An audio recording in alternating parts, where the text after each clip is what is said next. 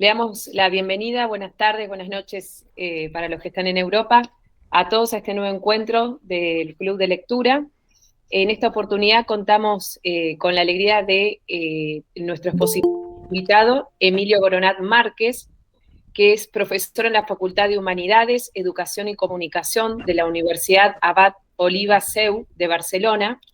Es padre de 4 hijos, miembro de la Asociación Católica de Propagandistas y de Escola Cordis Jesu, y fue director del Colegio Cardenal Espínola de Barcelona, y dio un curso para jóvenes sobre el tema del libro que nos encontramos en este mes. Así que bueno, le damos la bienvenida a Emily y bueno, nos disponemos a escucharlo.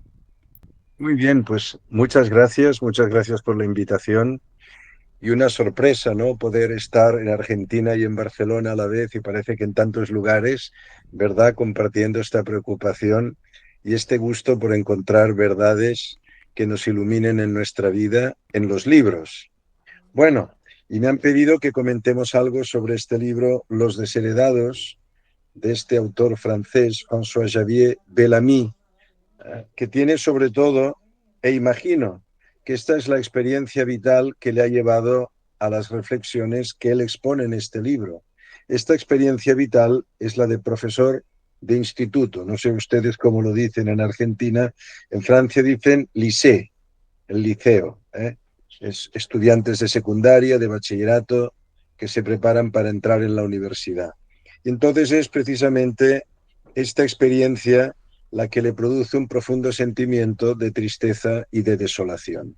Este libro está escrito desde esta experiencia personal que yo creo que todo profesor con auténtica vocación y con alma de maestro, cuando se ha puesto delante de los jóvenes y les ha querido transmitir un sentido de las cosas y se ha encontrado con que todo el entorno, diríamos, ideológico de la nueva pedagogía, lo que pone en cuestión es la importancia de los conocimientos, naturalmente esto le ha llevado a esta reflexión sobre el proceso de destrucción de la transmisión del saber y, como consecuencia, este proceso de la destrucción de la cultura. Como yo simplemente aquí ahora lanzo dos notas que yo me hice cuando empezamos a leer este libro en un seminario, un círculo de jóvenes en nuestra universidad que nos reunimos pues los martes quincenalmente a mediodía y venimos con la lectura preparada. Yo cuando empecé a leer el libro me hice 2 anotaciones en lápiz en la primera página. La primera anotación dice así: la autoridad es como la mediación ante lo más grande, la familia, la sociedad, la cultura, en último término, Dios mismo. Nos abrimos a la realidad y a su comprensión a través de la autoridad. Por tanto, aquí, claro, ya se está planteando una cuestión que hoy podríamos llamar poco simpática y poco políticamente correcta, porque la crisis de autoridad es una de las características que acompañan este proceso de destrucción de la cultura y de crisis de nuestra civilización occidental, ¿no? Si nos paramos en el índice del libro, yo creo que el autor divide claramente lo que quiere exponer en 2 momentos. Un primer momento en que él quiere hacer una especie de biografía histórica, ideológica, de cómo hemos podido llegar a esto. Es decir, cómo resulta ser que el único lugar en la historia de la humanidad en que se desarrolla, por una parte, a través de la experiencia de la cultura griega, la idea de que el hombre que es partícipe del logos, partícipe de esta razón cósmica, esta razón del universo, y en tanto que es partícipe, puede conocer la verdad de las cosas con su razón y ordenarse mediante la voluntad y comunicar este bien y esta verdad mediante la palabra en la vida política, cómo hemos llegado de esta situación fundacional del mundo occidental, que nace con Grecia y que luego recibe todo el alimento de la tradición judía, bíblica y cristiana, que nos muestra un Dios que es todo corazón y todo amor, y que por lo tanto la verdad no es algo, podríamos decir así, como abstracto, sino que la verdad es la realidad misma del ser de las cosas, ¿no? ¿Cómo hemos llegado de esta sociedad que ha sido capaz de generar la idea de la ciencia, del conocimiento universal? Un saber que se funda en la superación de los prejuicios, de las emociones subjetivas, de los sentimientos y de los intereses egoístas, que ha pretendido fundar una vida social y una civilización sobre las ideas de bien, verdad, belleza, a través de un orden justo en el cual el hombre es convocado a dar lo mejor de sí mismo, porque siempre hay un bien mayor al cual no solo nuestra vida personal, sino también la vida colectiva está llamada. Y como en último término este bien mayor pone en relación lo más íntimo de nosotros mismos con lo más grande que es Dios mismo, que ha creado nuestra alma y el mundo entero, ¿no? O sea, esta experiencia que es única en la historia universal, esta experiencia que permite al hombre conocer la verdad de las cosas y al mismo tiempo hablar de tú a tú con el mismo Dios creador. Claro, esto que se haya puesto en cuestión, ¿cómo hemos llegado a esto? Entonces, bueno, Bellamy se detiene en tres momentos históricos, tres momentos históricos. Él es francés y curiosamente, Francia siempre ha tenido, esto es curioso que lo dice Donoso Cortés. Donoso Cortés dice que Francia ha cumplido un papel en la historia que es difundir ideas. Y curiosamente, todas estas ideas que han puesto en crisis, en general, toda nuestra cultura clásica europea, toda esta tradición de civilización occidental, muchas de ellas se han desarrollado y se han difundido a través de Francia. Es muy curioso que la enciclopedia sea un invento francés. Y esta enciclopedia, que es una colección de ideas ordenadas alfabéticamente, es decir, una colección de temas, es una enciclopedia temática ordenada alfabéticamente, da una definición de aquellos principios fundamentales de la vida occidental y desde una orientación que en muchos aspectos se aleja de lo que ha sido el sentir común y tradicional de nuestra cultura occidental. Y él pone tres jalones de este proceso de degradación que seguramente después podemos ver que tiene también una plasmación en fenómenos sociales colectivos de menos hondura psicológica o de menos hondura filosófica, ¿no? Como fue el mayo del 68, por ejemplo, o los movimientos estudiantiles en Berkeley, etcétera, ¿no? En Estados Unidos, bueno, en los años 60. Y pone tres autores que comenta, Descartes, Rousseau y Bourdieu. Bueno, no sé, podemos decir alguna cosa como muy sencilla de cada uno de ellos, ¿no? Uh, claro, en primer lugar, lo que se ha puesto de manifiesto como experiencia en todo el sistema educativo es que la nueva pedagogía, hago un salto, luego volveré a estos tres autores, hago un salto.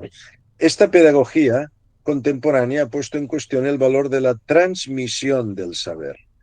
Los niños, los jóvenes ya no van a la escuela que se les transmita un saber, sino van a aprender por su cuenta en función de sus intereses y necesidades. Esta idea que ha invertido el sentido al cual me refería al principio de esta pequeña conversación, ¿no? De que es la autoridad la que es capaz de dar algo a alguien que no tiene y que al mismo tiempo ha recibido de otro. Esta correa de transmisión de algo que ha costado generaciones, sudor y sangre conseguir. Bueno, pues ahora resulta que se han invertido los términos. Ya no hay una autoridad que transmite, sino que ahora hay un, un receptor que ya no es receptor de nada, sino que se convierte en el impulsor y el actor de su propio proceso educativo y de su aprendizaje, movido por su deseo, su instinto y su curiosidad. Leo, por ejemplo, la página 20, dice algo así como la transmisión, nos dice nuestro inconsciente colectivo, esto ya se refiere a esta nueva cultura que niega la transmisión, que se ha impuesto en nuestro ambiente social, cultural, incluso político. La transmisión, nos dice nuestro inconsciente colectivo, es una alienación, porque priva al niño de la posibilidad de construir él solo sus propias referencias. Saben, no sé si en alguno de ustedes, que tienen contacto con el mundo educativo y las teorías educativas. Hoy se habla con una auténtica adoración del constructivismo. Constructivismo se funda en esto. O sea, en el fondo, todo lo que el autor está diciendo en este libro es una crítica contra el constructivismo.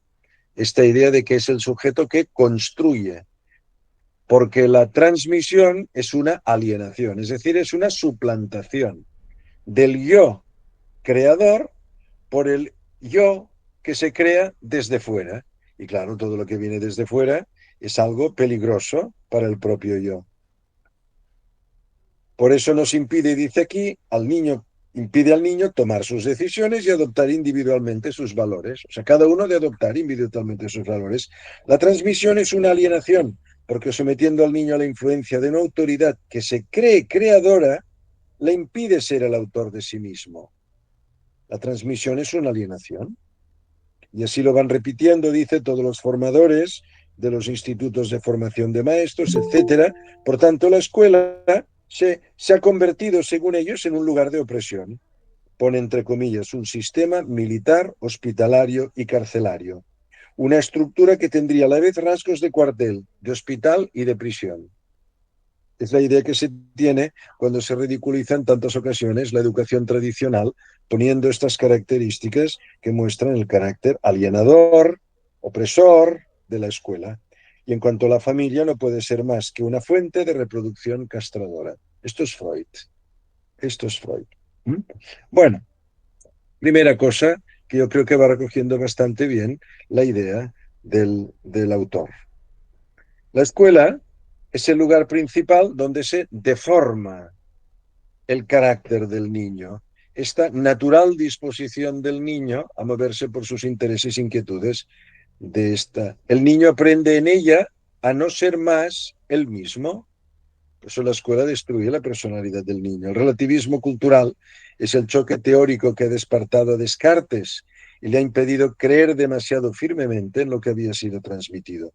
Supongo que han visto los ejemplos que pone el autor en esta primera parte en que habla de Descartes, cómo Descartes mueve a desconfiar de todo aquello que se ha aprendido, aun habiendo estudiado en la mejor escuela considerada en su momento, l'École de la Flèche, de los jesuitas, relativamente cerca de París, que tenía un prestigio extraordinario. Él dice que lo que le enseñaron allí no servía de nada, que hay que dudar de todo, incluso lleva el extremo de la duda hasta no saber si está despierto o dormido o si sus ideas son producto de una ensoñación, ¿no? Leo alguna cosa referida a Descartes. Dice el enseñante, como todo educador, porque Descartes no menciona jamás a los padres, no debería imponer ningún contenido particular al niño, sino solamente enseñarle el trabajo de la duda. Hay que dudar de todo. O lo que nuestra pedagogía, espíritu muy progre, muy nacido de este espíritu, nuestra pedagogía llama el espíritu crítico. ¿Cómo pueden tener espíritu crítico los alumnos si no saben nada? Para poner algo en cuestión, se ha de comparar con algo que tenemos por más cierto, porque si no, la duda en qué consiste, en una negación absoluta de todo cuanto recibimos.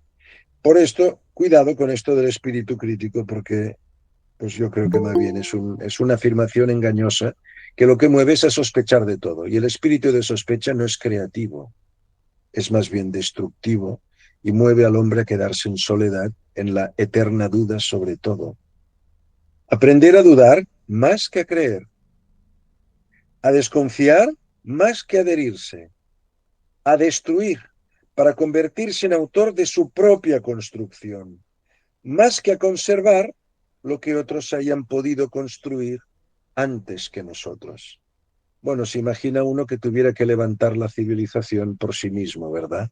Sin tener, por ejemplo, esto que estamos haciendo aquí ha sido posible gracias al esfuerzo de generaciones. Sin el esfuerzo del conocimiento científico y técnico de generaciones, ¿cómo podríamos estar haciendo esto aquí?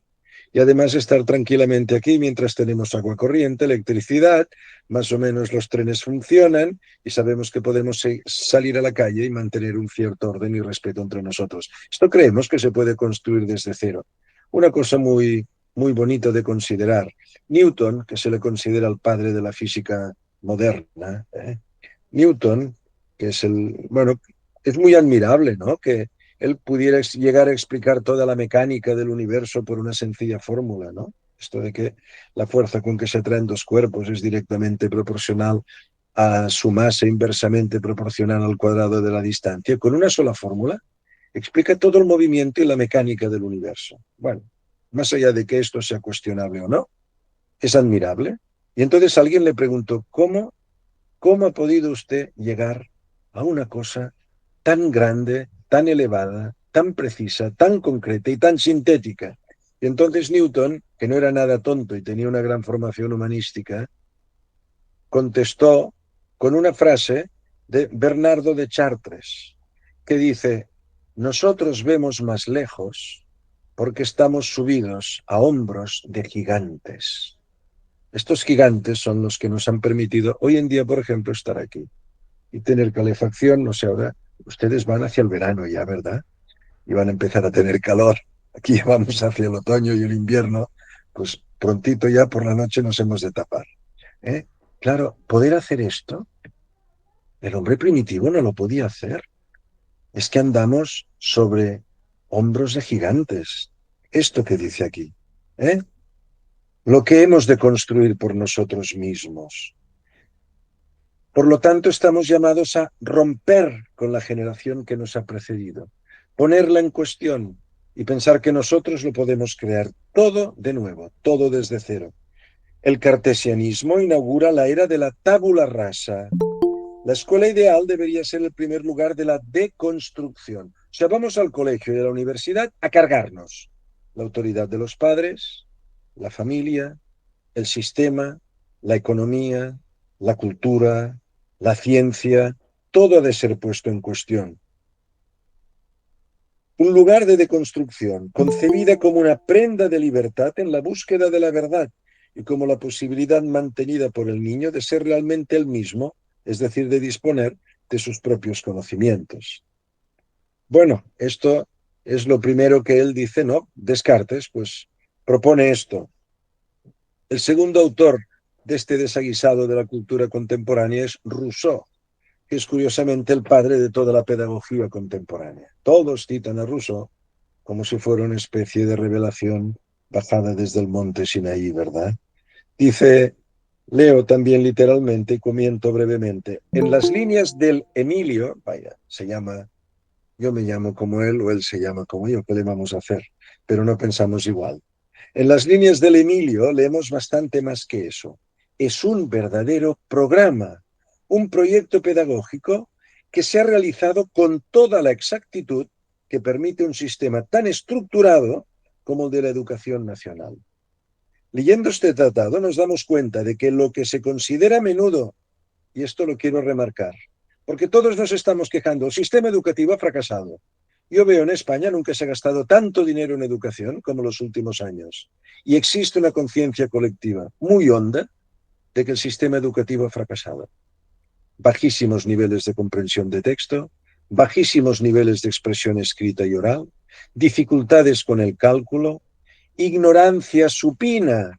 No saben qué río pasa por Viena o cuál es el río más caudaloso del mundo. Cosas muy sencillas, no las saben. No saben situar China sobre un mapa. No saben nada. Pero dice así, ¿eh?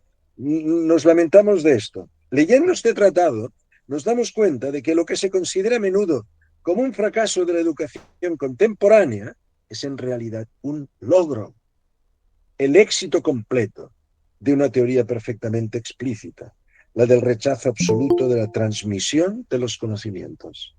Yo recuerdo cuando llegaron a nuestro colegio, yo trabajaba en los primeros años de mi vida laboral en un colegio religioso, no digo su nombre, y allí pues había un claustro muy numeroso porque teníamos muchos grupos de secundaria y de preparatorio para la universidad.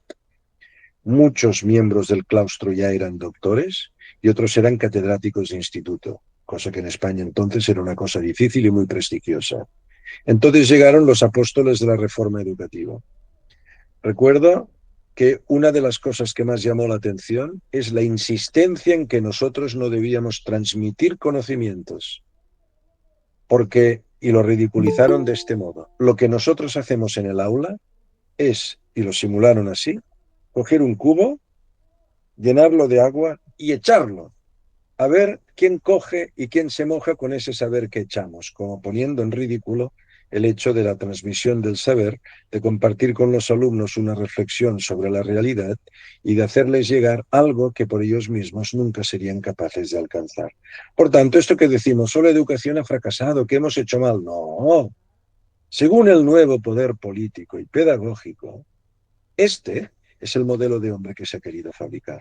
Esto responde a un programa que naturalmente pretende la destrucción de la familia, la destrucción de la tradición, la destrucción del vínculo del hombre con la sociedad y la creación de un hombre self-made man, hecho a sí mismo, individualista, solo, omnipotente, considerando que todo lo que es ajeno a mi propia voluntad es una imposición alienadora. Esto está en Marx, esto está en Freud, esto está en Nietzsche. La cultura es algo antinatural. Esta es la idea fundamental de Rousseau. La cultura es algo antinatural. La cultura es algo añadido. La naturaleza es instinto, fuerza vital, creatividad. En la naturaleza el niño desea ser el mismo. Todo lo que desde fuera le afecta es una alteración, es una contaminación, es una corrupción y una manipulación. Y naturalmente los sujetos de esta manipulación responden a un interés de dominio. Por lo tanto, la cultura es una creación del poder para destruir la libertad genuina y natural del niño. Es a partir de esto que nace la contraposición entre naturaleza y cultura. La cultura es algo ajeno a la condición natural del hombre y por tanto debe tener unos malévolos autores cuya finalidad, por ejemplo, lo explica Marx, la cultura es una superestructura ideológica emanada de la situación económica de opresión para justificar la opresión y el dominio de los amos sobre los esclavos, de los señores sobre los siervos, de los patronos sobre los obreros, en última término, de los opresores sobre los oprimidos. La cultura es una creación artificial de un poder maléfico para mantenernos sometidos. Hemos de liberarnos de esto. Lo mismo dice Nietzsche. El autor del libro no habla de Nietzsche, pero Nietzsche remarca sobre todo cómo el cristianismo que se esconde detrás de la cultura más refinada que jamás se haya creado, y Nietzsche dice que de todas las religiones y culturas, el cristianismo es el mejor, no porque sea bueno, sino porque es el peor.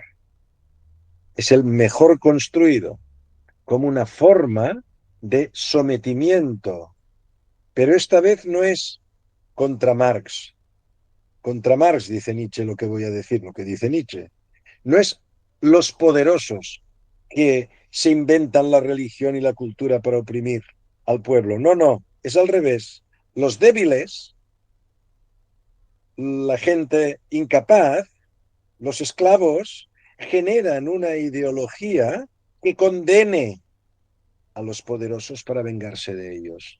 Con lo cual la cultura y la religión, especialmente la cristiana, es la exaltación del pobre. Bienaventurado el pobre, maldito el rico. Ya habéis tenido en este mundo vuestra paga, pero vosotros seréis condenados. Por tanto, la cultura nace del resentimiento, de la envidia, que es naturalmente una alteración enfermiza, un reblandecimiento de la condición y del espíritu humano. Freud, que es de algún modo seguidor de Nietzsche, cuando habla de la cultura, cuando habla de la moral, de la religión y de la familia, lo circunscribe a una experiencia originaria del niño al poco de nacer, que es lo que él llama complejo de Edipo. Complejo de Edipo que consiste en una atracción, saben, en la tragedia de Edipo Rey, pues Edipo acaba casándose y haciendo con su propia madre y teniendo, creo que es una hija o dos, ¿eh? Bueno, y entonces Freud ve que el niño siente una atracción desmedida por la posesión de su madre. Bueno, los niños son posesivos, ¿eh? Esto hay que educarlo. Pero al margen de esto, voy a lo que dice Freud.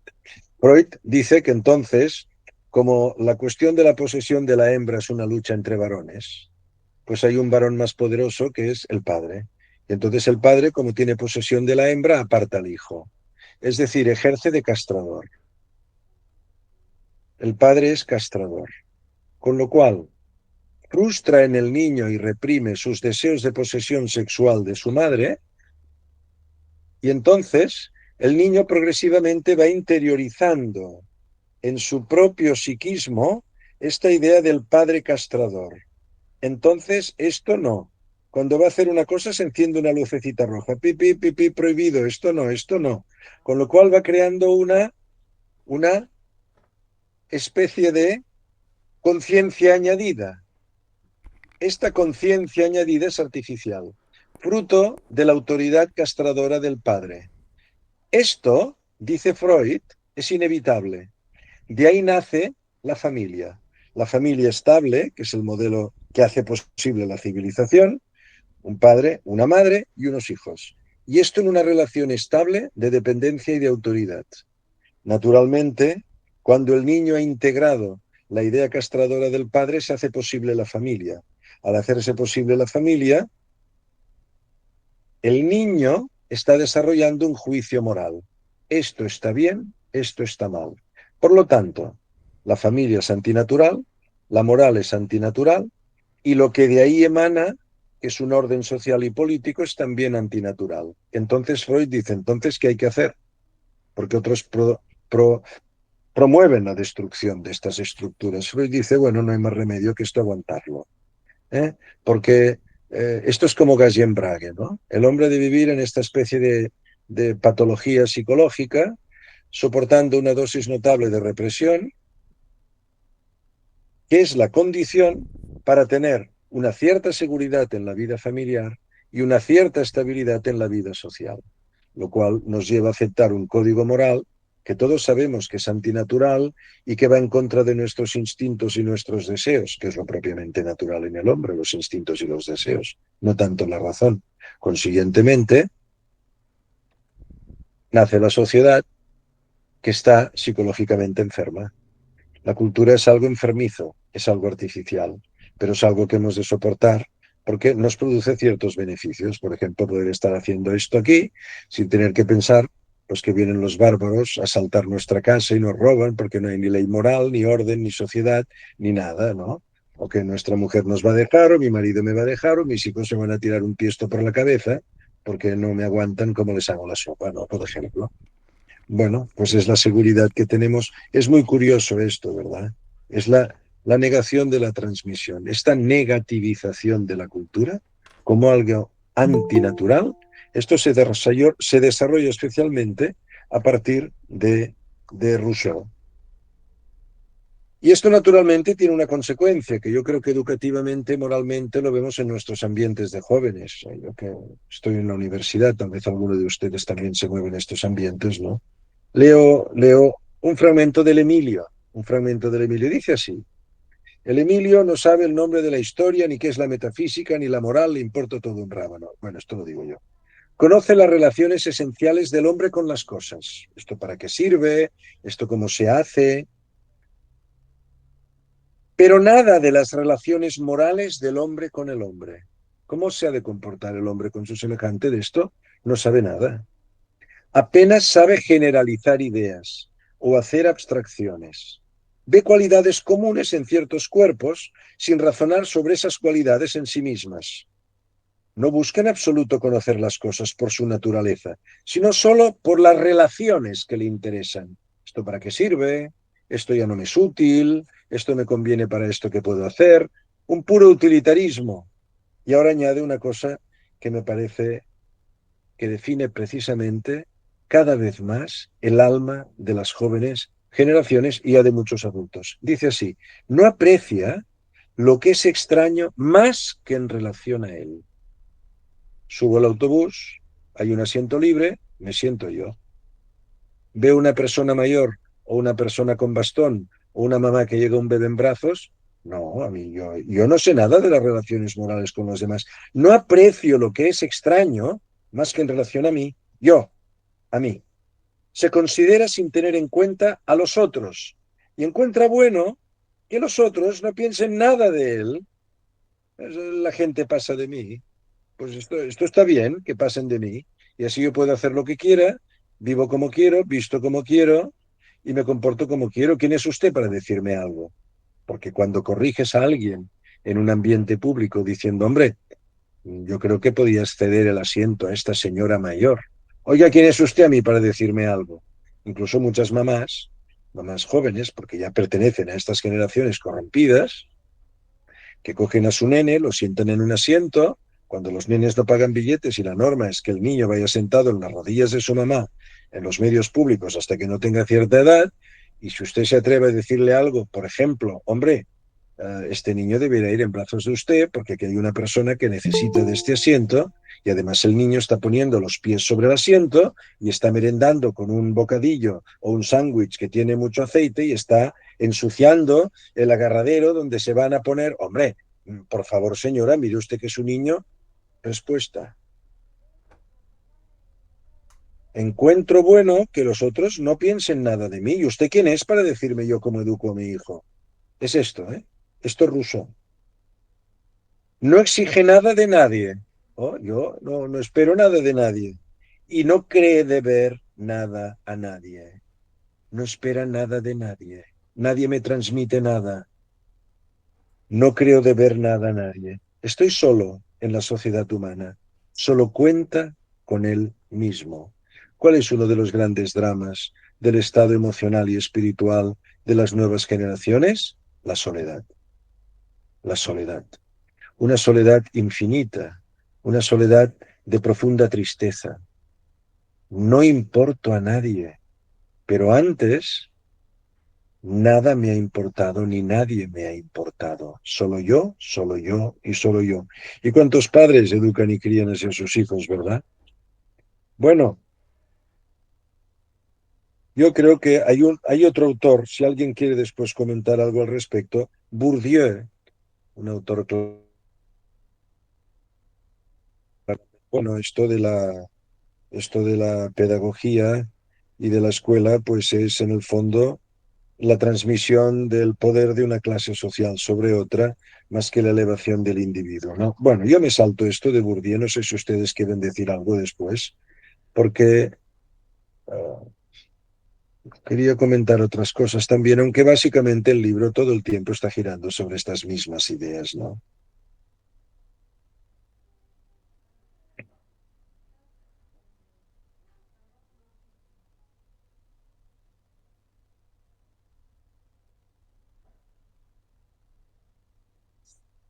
Bueno, y ahora alguna cosa mejor, más positiva, más positiva. ¿Qué nos propone Bellamy? Dice, la cultura nos transforma, la cultura nos transforma, no para convertirnos en otros, que es lo que esta tesis pedagógica progresista considera, que la transmisión es una suplantación, una sustitución, una alienación y una castración. Dice, no, no, la cultura nos transforma, no para convertirnos en otros, sino para conducirnos a nosotros mismos, hacia nosotros mismos, para aumentar nuestras propias capacidades y hacernos reconocer lo que somos. Yo esta experiencia la he tenido en la universidad. Yo explico, bueno, he explicado antropología, cosas así de ideas educativas clásicas, cosas de...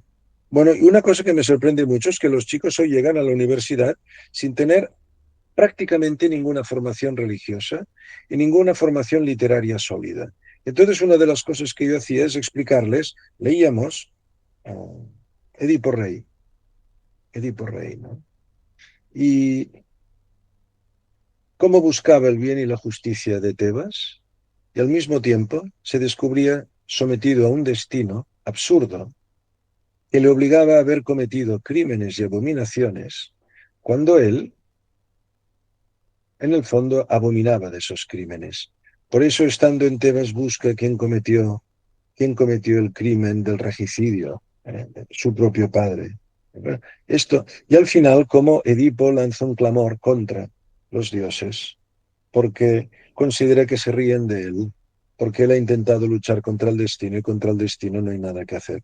Esto no es un tema. Esto, explicárselo a los chicos con la profundidad necesaria durante un día, 2 días, comentándolo en clase, ah, ¿no les lleva a plantearse si en su vida son libres o no? ¿O es que se trata simplemente de que conozcan qué dice Edipo para aprobar un examen? ¿No se trata de que a través de la cultura dialoguen con lo más hondo de sí mismos, con sus propias preguntas, sus dudas, sus inquietudes, y se digan a sí mismos, hombre, yo creo que Edipo, en una encrucijada de caminos, podía no haber matado a ese anciano que era su padre, porque somos libres y podemos actuar con libertad, ¿no? Mm, Porque en el fondo Edipo hay un fondo de bondad en él, ¿no? Bueno, esto no es un espejo en el que cualquier joven puede mirarse y descubrirse a sí mismo en estas preguntas. Cuando, por ejemplo, explicamos en clase que para ciertas corrientes filosóficas, dualistas, maniqueas, gnósticas, el budismo, el hinduismo, incluso el dualismo platónico, más próximo a nuestra tradición cultural, consideran que la existencia es una cárcel y un castigo, que la materia es la causa del mal, y al mismo tiempo les hablas de la obra de Calderón, La vida es sueño, donde Segismundo, encerrado en la torre, se hace esta misma pregunta: ¿qué delito cometí? ¿Acaso el haber nacido? ¿Nacer es un delito? Es decir, ¿estoy pagando la culpa por el hecho de haber nacido? ¿Esto no es un diálogo con lo más hondo de su alma?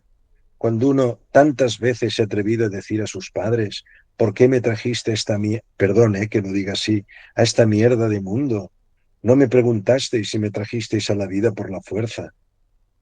Esto no es un diálogo. Esto que dice aquí Bourdieu es muy verdadero. La cultura nos transforma, no para convertirnos en otros, sino para conducirnos a lo más hondo de nosotros mismos, para aumentar nuestras propias capacidades y hacernos reconocer lo que somos. No sé, cuando Don Quijote da unos sabios consejos a Sancho Panza, cuando ha sido nombrado gobernador de la ínsula de Barataria. Por cierto, está en YouTube redactado, recitado en las Cortes Españolas con motivo del centenario de la publicación del Quijote, un actor francamente bueno, con una voz extraordinaria, se llama Josep Pont, es catalán. Ustedes ponen Josep Pont, consejos de Don Quijote, lo buscan en YouTube y además está leído con una música de fondo muy de la época, precioso.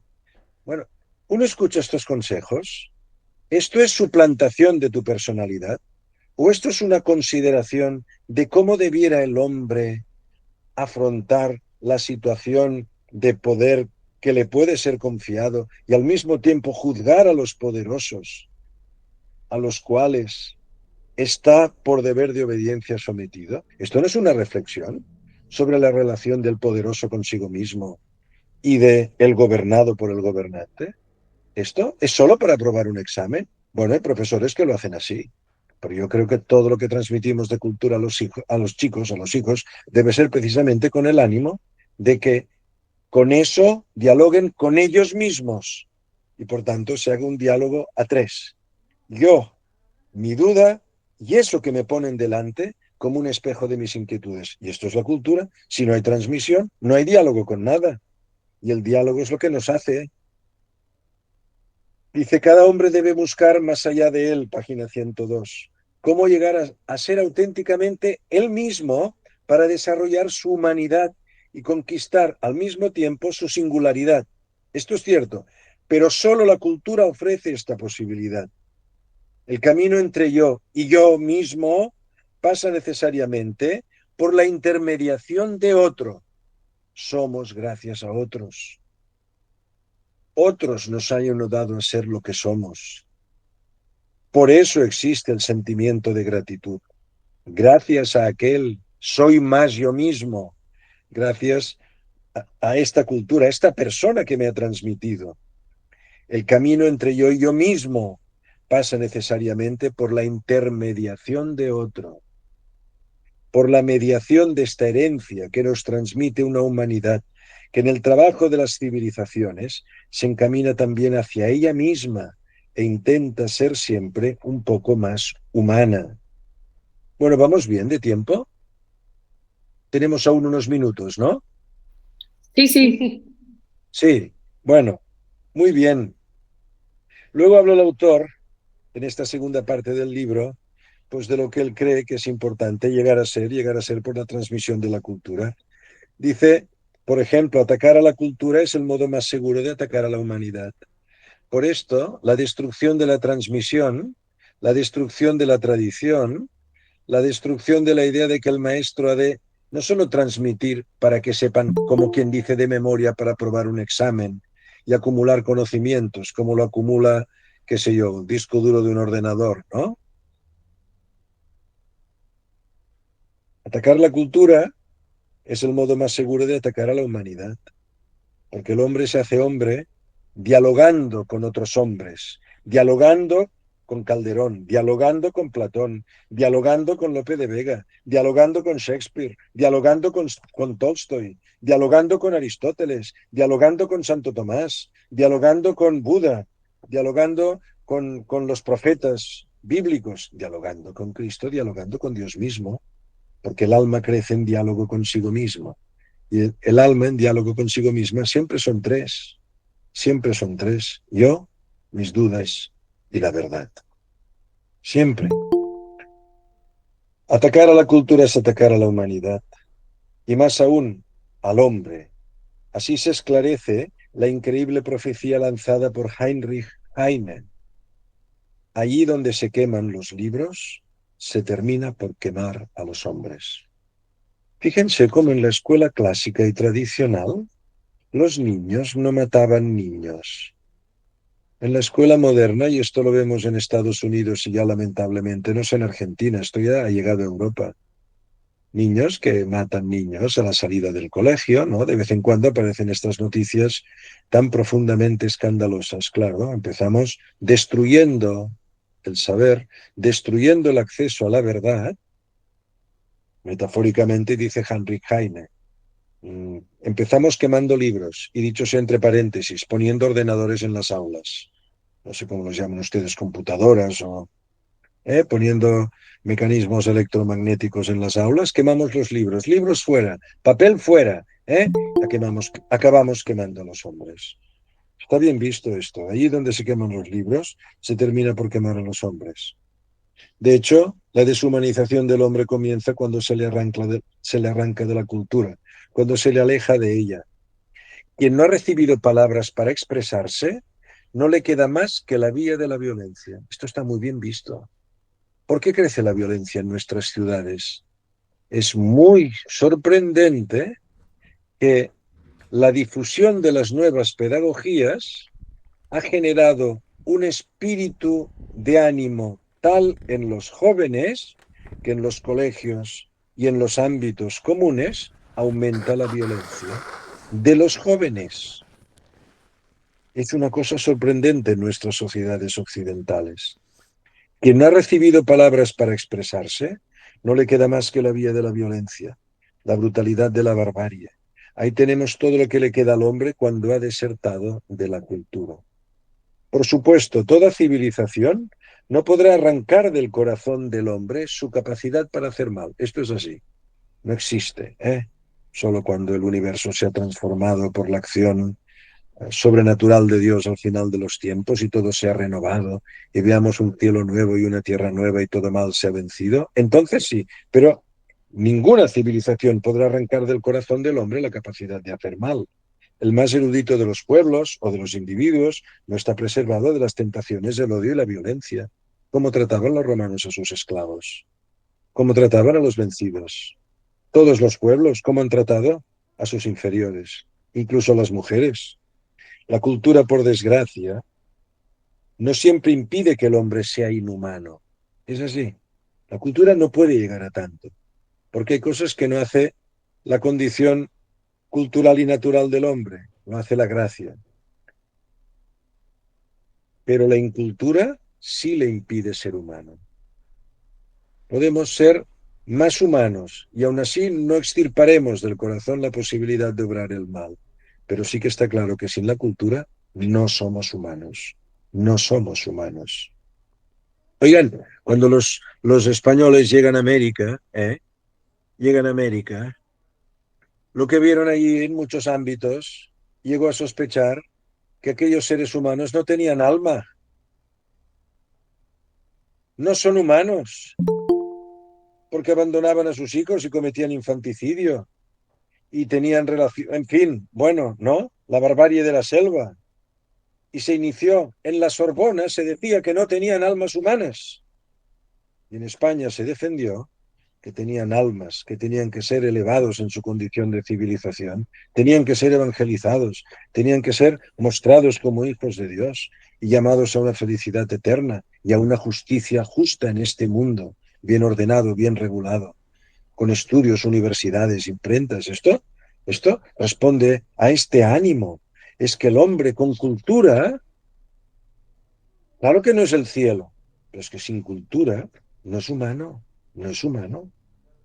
Y aquí el corazón de la paradoja. Abandonar el hombre a la naturaleza, Rousseau, Descartes, es desnaturalizarlo. Ofrecerle una tradición, una autoridad, es darle, por el contrario, la ocasión de aproximarse a su propia naturaleza. Hemos dicho antes que Rousseau contrapone naturaleza a cultura. Ahora hay que decir lo contrario. La condición natural del hombre es la condición moral, es la condición cultural. Porque el hombre es un ser moral. Los animales no son seres morales. Si decimos que el hombre no ha de aprender de otro a ser moral, a ser cultural, lo que hacemos es devolver el hombre a la naturaleza, pero claro, en el sentido más bajo del término. Es decir, hacemos del hombre un simple salvaje de la naturaleza.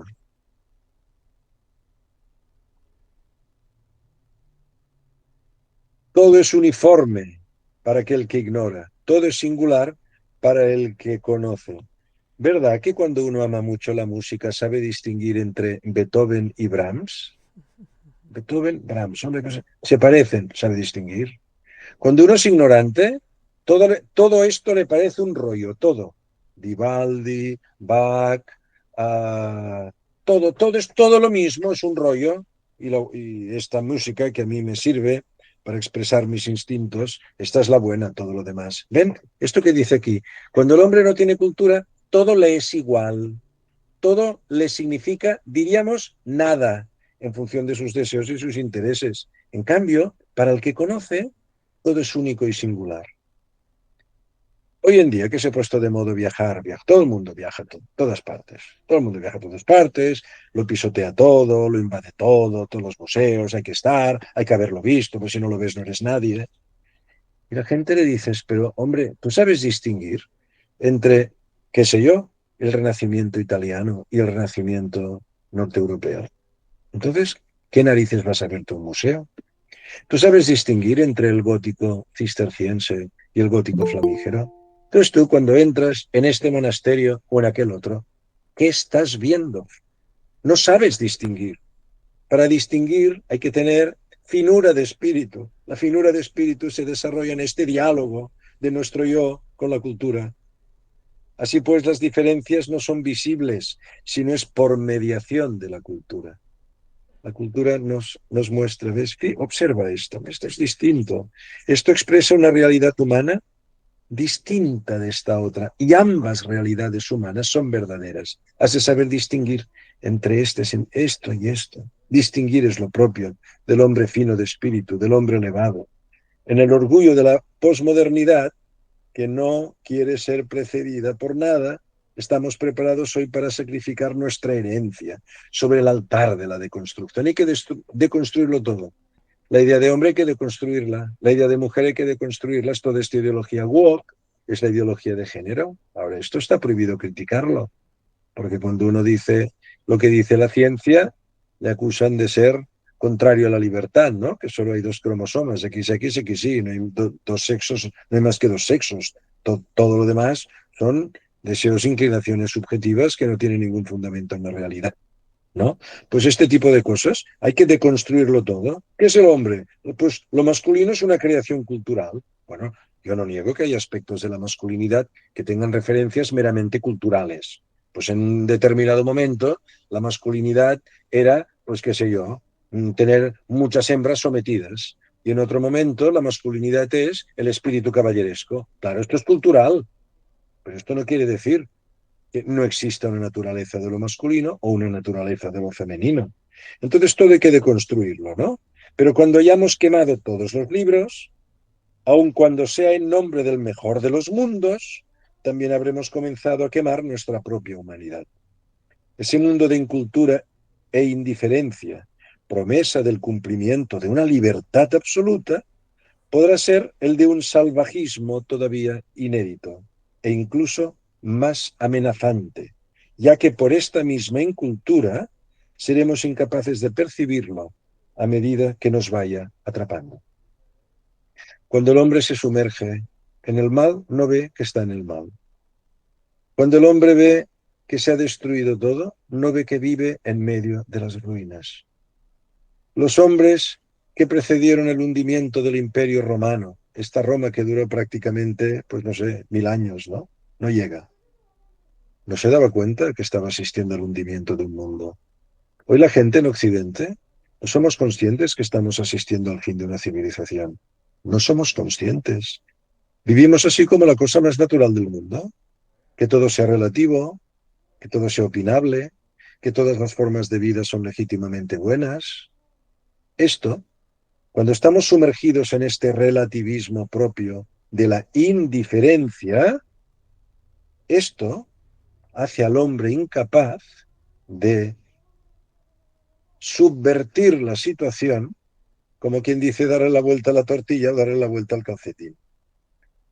Y esto curiosamente es así, lo cual no quiere decir que la providencia no dé sorpresas y que no haya núcleos de vida resistentes y de humanidad sincera que sea capaz de generar ámbitos en los cuales el hombre pueda llevar a cabo una vida verdaderamente humana, ¿no? Esto me parece dramático hoy en día. La gente no es consciente. ¿Eh? Por ejemplo, miren, cuando yo era, no sé, con esto acabo porque me quedan tres cosas por decir, pero es igual, porque el libro está ahí, lo podemos todos leer. Yo me acuerdo cuando tenía 18, 17 años. España acababa de salir de la dictadura franquista, que no fue tan mal como dicen, porque dejó una sociedad capaz de hacer una transición pacífica que se explicaba en todas las universidades europeas como un caso único en el mundo. No dejó tan mal la sociedad. Este régimen, cuando fue capaz de no volverse a armar en una guerra civil y de crear una sociedad democrática que, por cierto, fruto de todo esto que estamos diciendo aquí, no sé en Argentina, pero en España estamos en una situación de verdadera hecatombe cultural y civilizatoria, ¿eh? Y en Europa igual. Bueno, esto que decía, teníamos un profesor que era muy serio, era el año previo a entrar en la universidad. Entonces en España se estaba debatiendo la ley del divorcio. No había divorcio en España, ¿eh? Y esto era poco antes de aprobar la Constitución, pero antes querían hacer una ley del divorcio. Bueno, total, que nosotros en ese momento éramos pues lo propio, muy rebeldes, muy quejicosos, muy protestatarios, ¿no? Y queríamos hacer debates, una cosa muy asamblearia, pero claro, con este profesor que era muy serio nadie se atrevía, pero entonces todos le teníamos un gran respeto. Y este profesor un día, ya avanzado el curso, nos dijo, bien, ustedes quieren hacer un debate. Muy bien, vamos a situar los términos del debate, porque estas son las cuestiones que ustedes quieren plantear. Levanten la mano, la clase éramos casi 50, ¿eh? Levanten la mano quienes crean que debe aprobarse una ley favorable al divorcio. Mitad, mitad, ¿eh? Qué sorprendente. Mitad, mitad. Bajen la mano. Todos hay un poco sorprendidos. ¿Eh? Segunda pregunta. Levanten ustedes la mano quienes crean que se ha de liberalizar el aborto. De 51. Uno. Uno. Que era nuevo en el colegio. Bueno, es un detalle menor. Uno. Bajen la mano. Todos nos quedamos un poco así sorprendidos. Y entonces hizo la tercera pregunta que hizo inviable continuar el debate en clase. Preguntó, ¿quiénes de ustedes son favorables a la eutanasia? Se armó un escándalo tan grande en la clase porque los alumnos, por esa pregunta, nos sentimos agredidos, como diciendo, ¿pero usted qué se ha querido preguntarnos esto? ¿Cómo duda de nosotros? Vale. Se baja el telón, se sube el telón. Sonó el timbre. Y entonces el profesor nos dijo, bueno, la ley del divorcio se aprobará pronto en España. Ahora, no sé si saben que en España el divorcio es exprés y a la carta. No hay intervención de juez. Uno va y dice, yo, esta mujer la envío a la porra porque no me gusta y quiero otra. Ya está. Divorcio es ipso facto. No hay regulación ni mediación. Saben ustedes que España es uno de los países del mundo donde el aborto está mayormente liberalizado.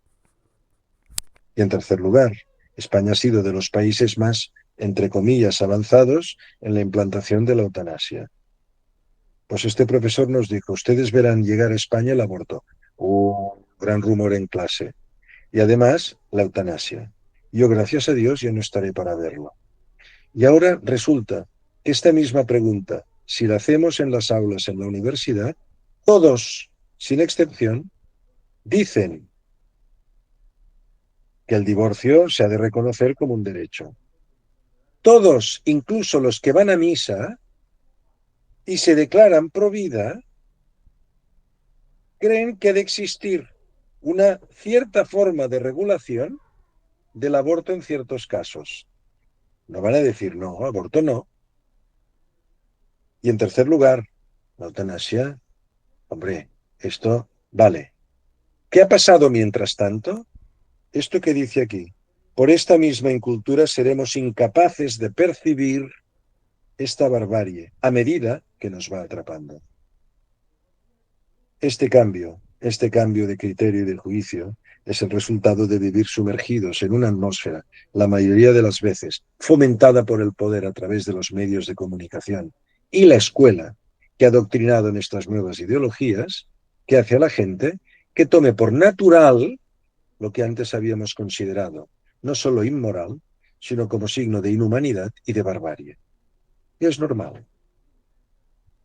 En fin, no sé si se puede decir algo más, ¿no? Se puede decir algo más, lo dejamos ya aquí.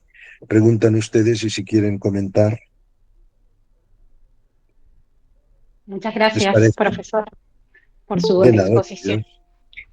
Es sumamente enriquecedora y creo que nos deja varios puntos para pensar, para meditar, sobre todo los que tenemos hijos chicos y vemos mucho esto, eh, o bueno, los casos de los que somos docentes, trabajamos en colegios y vemos que cada vez se hace más difícil porque el sistema realmente está armado de tal forma que cuesta, ¿no? Acá en Argentina decimos que tenemos un dicho de remar en dulce de leche, por lo difícil que se hace eh, querer realmente transmitir la cultura cuando todo el sistema está preparado de tal forma que se hace por momentos muy difícil, muy cansador, muy frustrante, porque no hay familias que acompañan, no hay muchas veces autoridades que acompañen, y esto estoy hablando de colegios buenos, incluso, que consideramos buenos.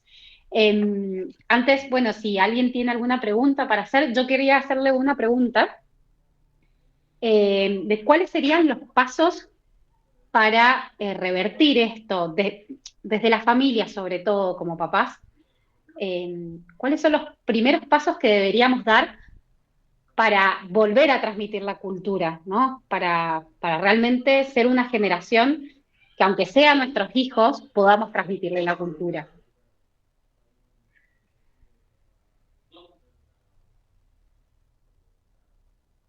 Claro, la transmisión de la cultura, la transmisión no depende meramente de la familia, pero sí es cierto que la familia es un primer bastión donde el niño ha de tener una experiencia primera de que aprende a ser hombre y aprende a ser mujer y aprende que es un hombre y aprende que es una mujer viendo a su padre, a su madre, a su abuela, a sus tías, a sus abuelos, a sus primos. Y esto es muy importante. Y también a los padres de nuestros amigos, porque también hacer redes de familia es algo muy necesario hoy en día en este mundo tan incierto, ¿no?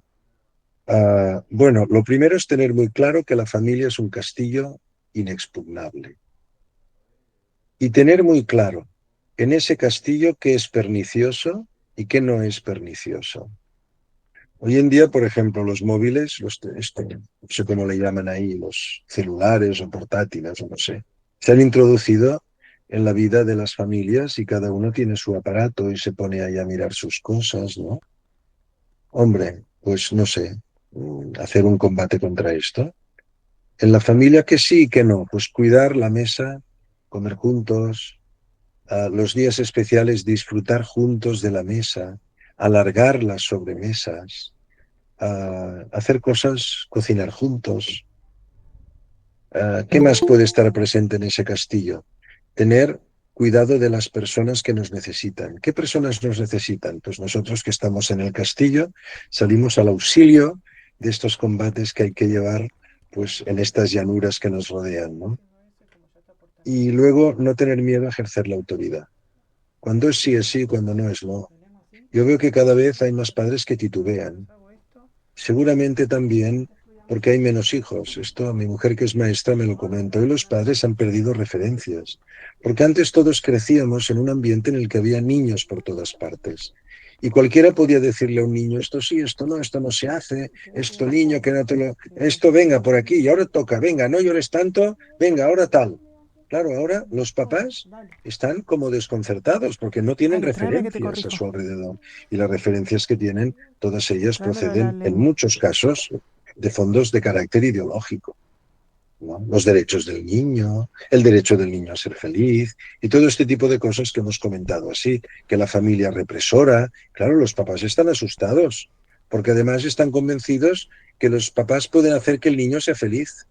Oiga, Acá la te falta felicidad hacer en este esto. mundo no existe, ¿verdad? Es Esto como te si falta dijéramos, hacer. en este mundo podemos comer siempre pasteles sin engordar ni enfermar. No, esto no existe. Lo cual no quiere decir que los domingos podemos comer un pastel y nos lo pasamos pipa. Hombre, la felicidad es algo que a veces hay que procurar y se nos regala en pequeñas dosis. Son como canapés de lo que está por venir. Pero claro, no es que los niños han de ser felices. Claro, pues para ser felices, pues miren, este mundo hay que sufrir. Y más vale que lloren ellos. Esto me lo decía esta mañana la fisioterapeuta, la cual le di porque tengo mal la espalda, como casi todos, ya que nos averíamos. Y me decía, mi padre dice que mejor que lloren ellos que no tener que llorar yo después. No está mal visto esto. O sea, no sé, yo creo que son pequeñas cosas. Y luego, hombre, tener hijos. Claro, si no se tienen hijos, no hay nada que transmitir. Hoy, por ejemplo, en la comunidad donde nosotros vivimos, estos apartamentos de aquí, los vecinos de abajo tienen un hijo que no quiere tener hijos. La vecina de arriba tuvo un hijo, se murió. Vino una chica nueva aquí, se han divorciado. Ella, a sus 40 y pico años, se ha hecho inseminar artificialmente para tener un hijo de no sabemos quién. El vecino del tercero tuvo una niña, nos alegramos mucho y le dijimos, pero resulta ser que ya nos dijo que no quería tener más. El vecino de enfrente no han podido tener hijos, ellos no han podido, se han dedicado a los sobrinos. Es algo que también se da, pero no es un deseo de no tener hijos. Los de arriba, una hija, los otros de arriba, una hija, y no quieren tener más. Solo hay una excepción, somos los únicos vecinos, nosotros tenemos 4 hijos y un vecino que está en el quinto piso tiene tres hijos que ya están emancipados y casados. El resto, uno tiene dos, los otros ninguno o uno. ¿Cómo se va a transmitir nada? ¿Qué referencia de valor hay en estas situaciones de experiencia vital? De tener que aguantar pues a tus primos, jugar juntos, pues inventarse hacer una cabaña pues en el jardín o en el bosque. Esto ya no existe. Los niños ya no se encuentran con otros niños más que en el colegio. Y es muy triste esto. Y luego los maestros y los profesores han sido, diríamos, ideológicamente incapacitados para transmitir, porque se les ha dicho que esto de dar conocimientos es comer el coco a los niños, aquí lo decimos así, es vulnerar su propia creatividad y este tipo de cosas que ha acabado transformando a los maestros y a los educadores en una especie de gestores emocionales y del orden de las aulas, de niños que no acaban aprendiendo nada, no saben en muchas ocasiones ni entender un texto ni escribir con precisión. Bueno, pues el castillo de la familia tiene un pequeño papel que hacer. Y los padres, miren, los padres como los maestros, acabamos, bueno, acabamos no, empezamos siendo antipáticos porque queremos a nuestros hijos. Terminan en ar, er por amor a nuestros hijos y por amor a la verdad de nuestros hijos, preferimos su bien a que nos aplaudan y nos alaben y no sé cómo se dice en Argentina. Aquí decimos hacer la pelota y nos toquen la barbita, qué bueno que eres, porque les satisfacemos todos sus caprichos y deseos.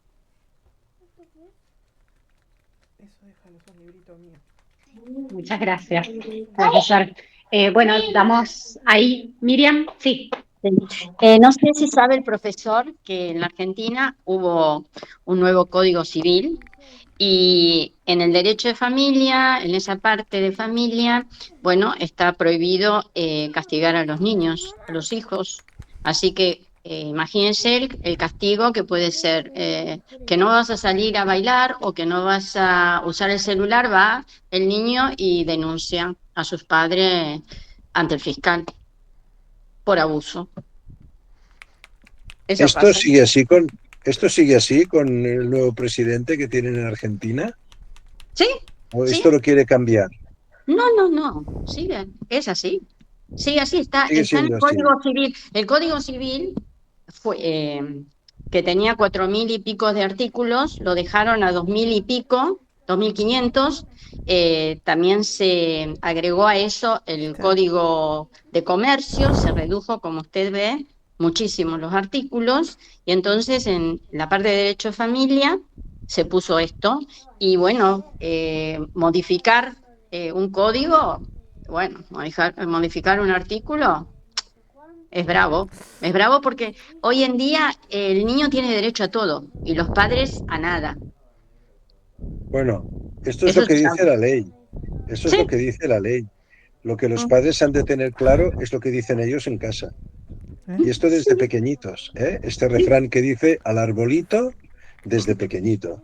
Los niños han de Claro. aprender a obedecer desde pequeños. Y a los niños se les ha de ayudar a que ellos mismos juzguen si aquello que sus padres les prohíben o les imponen es por su bien o no. Exacto. También entiendo que esto, que es una habituación de la sensibilidad y de la percepción del niño, no solo ante el bien y ante el mal, sino ante la autoridad de sus padres como garantes de este bien y de este mal, yo también entiendo que hay una edad en que los hijos se rebotan, y esto es la adolescencia. Sí, en la Van a la adolescencia, contra, a la ahí está el contra. tema, ahí está el tema, en la adolescencia, ahí está el tema. Bueno, también es cierto que Mm. educativamente en la adolescencia, diríamos, hay que negociar un poco, a veces hay que ceder, a veces, venga, ahora sí, pero el otro no. Claro, yo entiendo que puede haber situaciones de rebeldía máxima, pero Sí. miren, si un niño desde pequeño ha sido ordenado en el bien y en el respeto a la autoridad y el amor a sus padres, puede pasar un bache de desobediencia, de rebeldía y de enfrentamiento incluso muy duro. Llega un momento en que esto se corrige. Se corrige porque entonces ya no hace falta que la ley tenga que decir tantas cosas. O sea, yo creo que lo que podamos resolver a tintra, Deja que se seque. mejor que no sea a textra. Uy, Ahora, Juanji. esto no niego que en algunos casos pues debe haber padres que son auténticos maltratadores o que Sí, tienen muy poca habilidad, claro, para conseguir que sus hijos descubran que la intención de los padres es su bien, que una prohibición es por su bien, que una obligación es por su bien. Claro, si los han mimado toda la vida y de repente entran en la adolescencia y siguen siendo unos tíos caprichosos que desprecian y desobedecen a sus padres, claro, bueno, ahí entonces está el es que problema. aquí ya no hay nada que hacer. No, Claro, no. ¿Sabe de ahí qué? tan importante la familia. Mire, iba a agregar algo que es una cosa re banal, pero hoy se lo estaba diciendo a mi marido, digo, mira cómo está, cómo ha decaído toda la cultura, que una empresa como Mercedes-Benz en todo el mundo ha dejado de poner la estrella en sus autos porque la gente la rompía a la estrella. O sea que es a nivel mundial que la Sí, sí, cultura ha decaído para que una sí, sí. empresa que durante, no sé, durante todo el siglo XX, ¿no? Ha tenido esta estrella y la ha tenido que sacar porque justamente la gente se lo rompía en cualquier parte Por de, barbarie, claro. en Es cualquier esta continente. barbarie gratuita. Es En esta cualquier barbarie continente, gratuita. Esta violencia gratuita. tal cual. Será una cosa mínima, pero dice mucho, ¿no? El derecho a la propiedad privada, el no violarla, dice mucho. Que tenga una empresa que sacar un signo, símbolo que tiene desde siempre, porque la gente se ha vuelto inculta. Sí, sí, es así, es así. Ahí, Mariana, acaba de levantar la mano, le vamos a dar la palabra.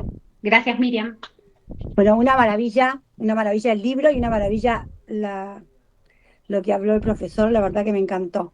Pero yo en cuanto a lo cultural, quería aportar algo que lo viví con mis hijos, mis hijas en realidad. Yo tuve el mismo colegio católico, mismas familias en general de las 7 hijas mujeres, y me impresionó mucho la influencia cultural que hubo externa, ¿no?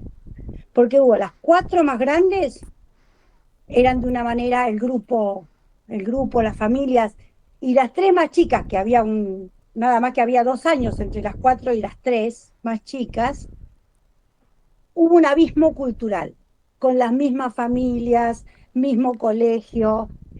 Fue impresionante, pero impresionante el abismo cultural.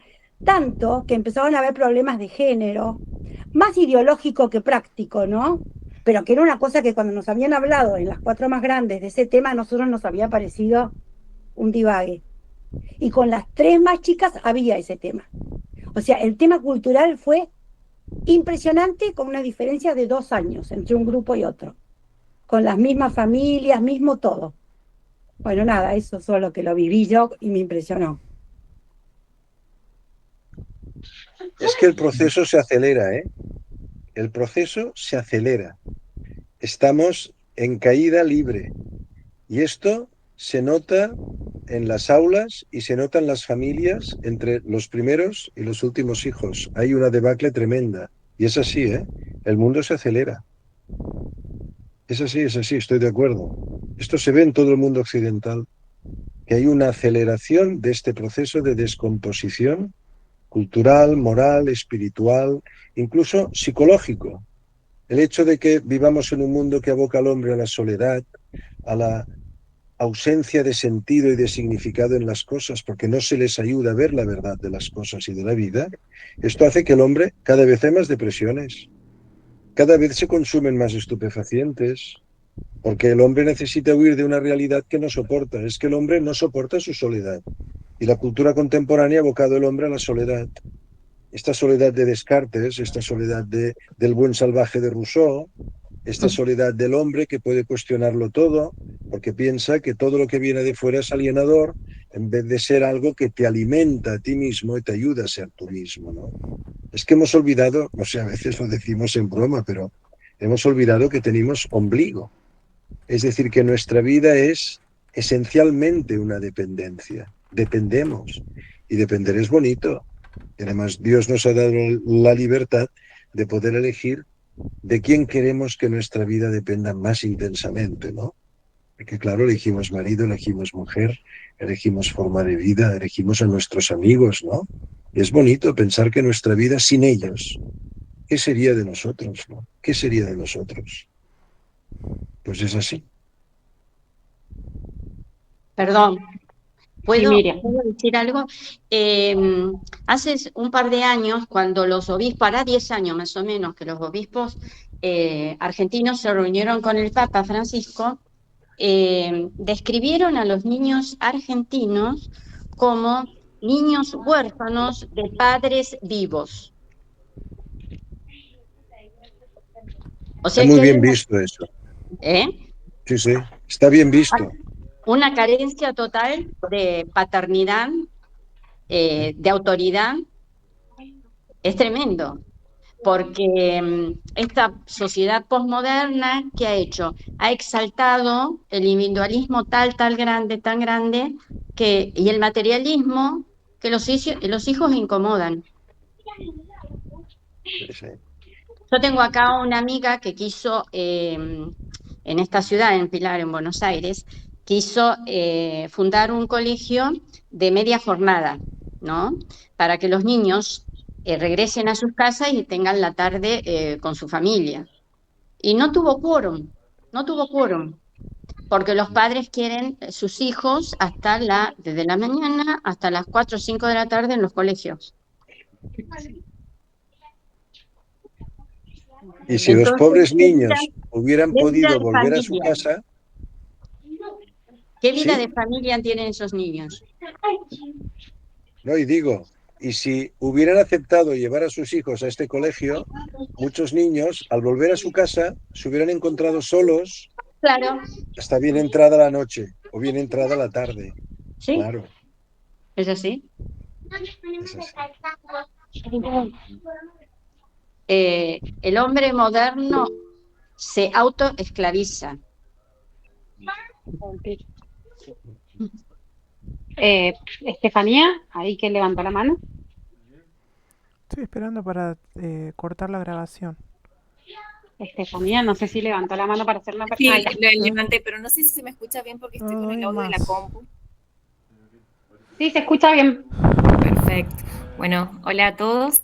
Cansale a Juanjo. Yo particularmente, Ganas de profesionalmente, vomitar, soy profesora de la descompuesta, me duele universidad. la pierna, Hace estoy... poquito participé del Congreso Argentino en Educación Médica. El año pasado, en la UCA, presenciamos como todos los talleres, todas las mesas de debate, fue sobre innovación educativa, sobre cómo llevar la inteligencia artificial, el aula invertida, el aprendizaje basado en problemas, todo lo que es Escuchame, vení. estrategias pedagógicas de innovación al aula. Este año, en Corrientes, se volvió a celebrar el CAEM y se vio la contracara de ese aumento masivo de la innovación educativa. ¿Cuál fue el lema de este año? Humanizar el aula. Cómo volver a humanizar el aula para preparar a los futuros profesionales de la salud que muchas veces post pandemia se tuvieron que formar de forma virtual, tener prácticas con las propias familias y no en un centro asistencial, cómo volver a humanizar el aula. Ha sido solamente un año, 2024 a 2025 estamos volviendo a hablar de humanizar el aula, viendo No sé. que sí la tendencia va a que los alumnos cada vez aprenden de forma más digital, en entornos virtuales, pero ¿qué hacemos con ese profesional que se va a recibir de médico, kinesiólogo, enfermero y no se sabe vincular? Entonces, mi pregunta hacia usted, profe, que me siento realmente privilegiada de haber podido conectarme, ¿cómo se hace? ¿Cómo se vuelve? Yo desde mi metro cuadrado, que es la cátedra de fisiología en la Facultad de Ciencias Médicas de San Juan, pero ¿cómo se vuelve? ¿Cómo, si la tendencia va a la innovación educativa, a los entornos virtuales, pero cómo humanizamos a los alumnos, cómo los ayudamos a vincularse para luego ser buenos profesionales? Yo desde el ámbito de la pedagogía, de la educación superior, pero obviamente esto también siempre se traslada a nuestro entorno, a nuestra familia, a nuestros hijos. Pero bueno, en un ambiente donde es todo más independiente como el superior, ¿cómo humanizamos otra vez?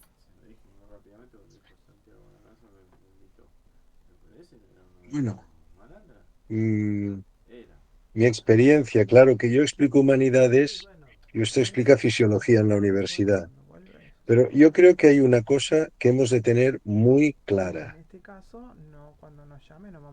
Usted es profesora de fisiología, no es innovadora pedagógica. Usted no ha de estar preocupada por los entornos virtuales, porque sus entornos son reales, tiene delante personas reales. Y para sus alumnos, usted es una persona real. Y en ese momento, para sus alumnos, no hay nadie más real y más importante que su profesor. Consiguientemente, lo que usted sabe de fisiología y el modo como usted lo puede transmitir a través de su experiencia y de su modo personal de entender la fisiología humana en una comprensión del hombre, nadie como usted se lo puede transmitir. Si hubiera otro profesor, no serían intercambiables, porque la experiencia de usted es una y única. El amor que usted tiene a lo que explica es uno y único. Y el otro profesor tendría otra experiencia. Lo que no se puede hacer es crear un marco metodológico y decir, y ahora todos ustedes han de pasar por este molde y hacerlo de este modo, porque ahora es la moda que hemos de hablar de entornos virtuales y no sé qué pedagogía. Mire, esto lo que ha hecho, perdonen la expresión, es castrar a muchos profesores, porque están más pendientes del cómo que del qué. Y no hemos de olvidar que el cómo deriva del qué. ¿Yo qué quiero explicar? ¿Yo qué quiero transmitir? ¿Qué quiero que vean? Quiero que entiendan cómo funciona el cuerpo humano. No sé, perdona que yo no soy de su ámbito, pero quiero que vean que es humano. Que es humano. Y yo esto cómo lo he vivido y cómo lo he aprendido y en mi experiencia médica, ¿qué he descubierto? Dígalo, porque eso no tiene nada que ver con formas pedagógicas. Esto es la vida de usted y sus alumnos van a clase a escuchar la vida de usted explicando fisiología. No sé si consigo explicarme. Sí, Porque total. estamos cansados de cursos y de bombardeos que solo se fundamenta todo en la metodología. Y hemos olvidado qué y quién. ¿Qué y quién? Y mire, un qué siempre tiene detrás un quién. No tiene una máquina, ni una organización. ¿Qué? Fisiología, ¿quién? Este gran profesor de fisiología. Este profesor. Esto. Lo que vale es esto. No sé si me explico. Sí, Y sí, esto es lo que totalmente. van a aprender sus alumnos en clase. Sí, cuando leí el libro, en la parte de Rousseau, creo, después del autor que empieza como a explicar, hacía una fuerte crítica, por ejemplo, a la aula invertida. Esto de que los alumnos aprenden primero y el profesor es una mera guía, pero casi que no tiene protagonismo.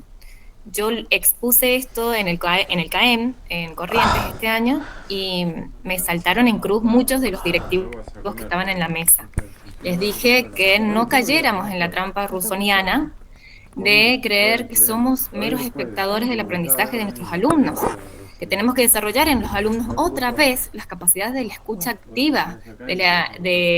En mi cátedra, puntualmente nos dividimos en dos partes. La teoría son clases tradicionales de exposición de temas y luego la parte práctica es gamificada, o sea, a través del Que juego termine, por activo, favor, Juanjo, eso, así ¿sí? ya se lo De corrijo. juegos tradicionales. Y yo les decía, no voy a sacar de mi cátedra las clases expositivas, no las voy a sacar, porque el valor no está en el valor de lo que pueden aprender de un libro ellos solos, sino que el valor, no es por agrandada, el valor está en mí. El valor está en las preguntas que yo puedo resolver en el momento, está en los ejemplos que yo les puedo traer. El valor está en que nos comuniquemos y debatamos temas de cómo pensamos, en cómo creemos que funciona un sistema, por qué, no sé, se nos llena la boca de saliva cuando sentimos un olor agradable después de las 12 del mediodía, por qué lloramos o sea, ¿por qué se nos llenan los ojos de lágrimas cuando nos emocionamos? ¿Por qué nos late fuerte el corazón cuando vemos a una persona que nos importa? ¿Por qué? Fisiología humana.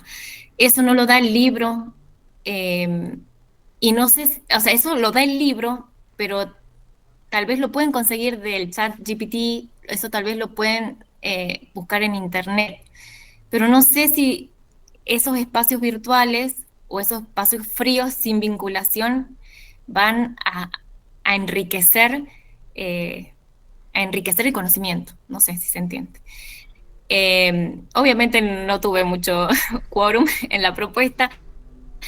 Siguen en esto de más aula invertida, más que los alumnos sean protagonistas del propio, que aprendan a su propio ritmo, que aprendan más de lo que ellos quieran. Bueno, vamos a ver dónde termina. Por eso esto de cómo poder humanizar fue un planteo de debate y aún así nos seguimos planteando, bueno, sigamos en entornos virtuales. Pero bueno, nada más. Muchas gracias y muchas gracias por el espacio.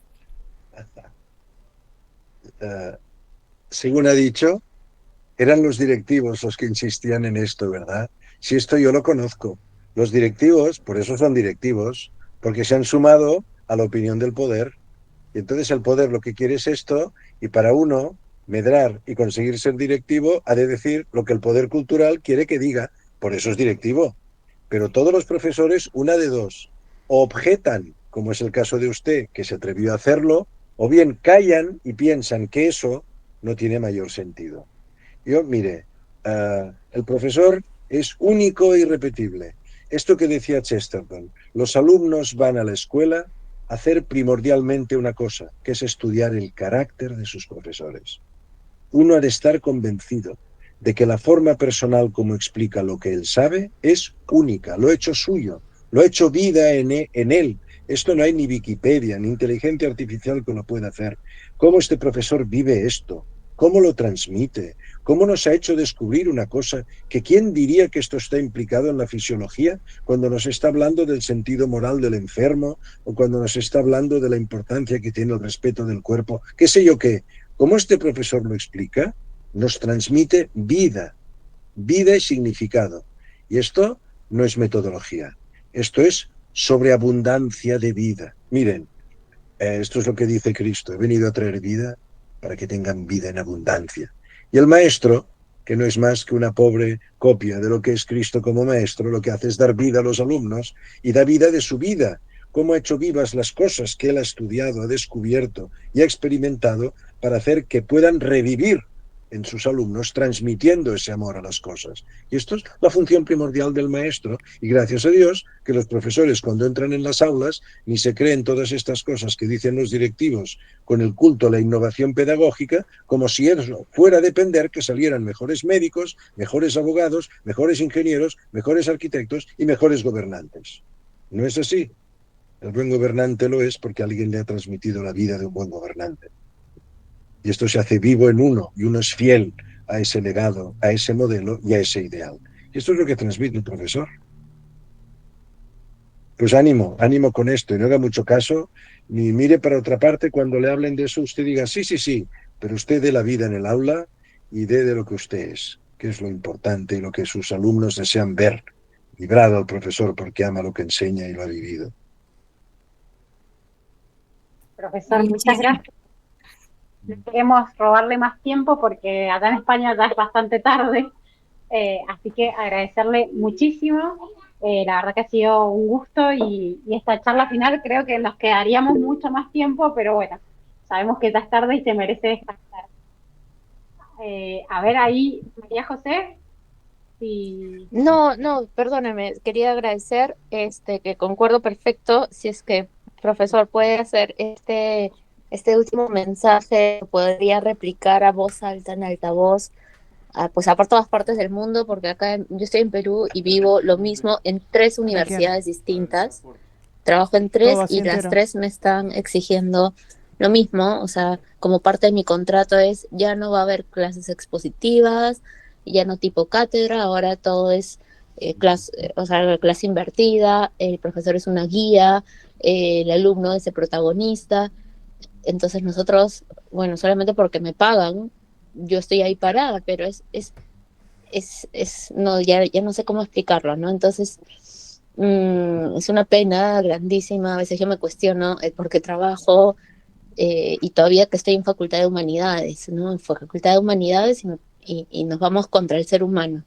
Entonces, bueno, me parece reconfortante tener a tantas personas que yo pensé que estaba sola, porque acá por lo menos no encontraba a alguien de compañeros, colegas, que pensara lo que yo más o menos intuía, y que con la lectura, con la exposición de usted y con las otras participaciones, digo, ya bueno, entonces no estaba sola, no estaba un poco loca, y he encontrado un poco de guía, ¿no? Entonces muchísimas gracias por esto. Ánimo, ánimo. Sí. Y aunque le digan que aula invertida y que usted escuche, los alumnos hablan, usted no se preocupe, usted dígales lo que cree que les ha de decir, aunque le robe medio tiempo del aula invertida, porque más interesante es escucharla a usted que darle a un teclado de ordenador. Para eso sí, se queden en su casa. Efectivamente, hasta nos dan los guiones, no, se ha perdido absolutamente todo, ¿no? Pero eso es lo que yo hago, eso es lo que yo hago felizmente, eso es lo que yo hago. No sé si me contratarán el siguiente mes, el siguiente ciclo, pero por lo menos eso estoy haciendo, ¿no? Muchas gracias. Y me pongo el video para ser más humana, ¿no? Porque si no, estamos todas... Y acá tengo a 3 niños, así que también yo entiendo eso. Pero gracias. Bueno, muchas gracias a todos por su participación. Muchas gracias de nuevo, profesor. Ha sido realmente un gusto, una caricia al alma. Siempre lo que buscamos también un poco con el club, no solo es formarnos, sino también animarnos, porque sabemos que son tiempos muy difíciles lo que nos están tocando vivir. Esperamos que sea la primera de otras exposiciones, así que quedamos en contacto para volver a contar con usted. Muchísimas gracias y bueno, buenas noches para usted. Besos desde España.